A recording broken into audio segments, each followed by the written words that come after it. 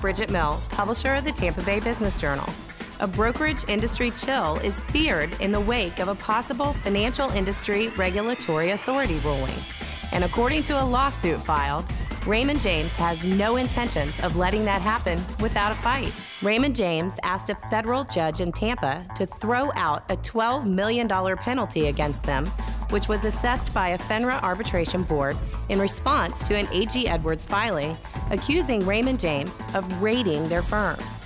Raymond James contends that it was their corporate culture that attracted former A.G. Edwards brokers and not a king's ransom in cash, which was what was alleged in the federal court filing. An insider's view was provided through documents from the hearing that were previously not made public.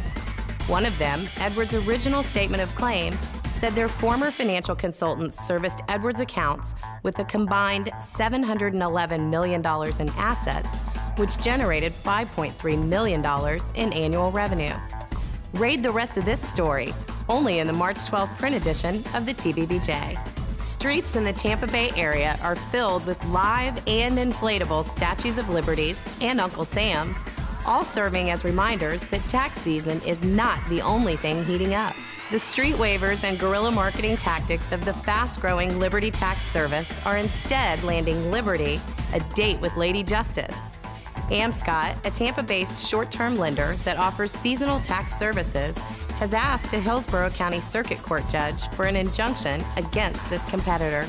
It claims that Liberty has crossed the line of marketing and competition, using those street waivers and even employees visiting rival stores to create market confusion. I'm Bridget Mill, and now you're in the know with Biz TV.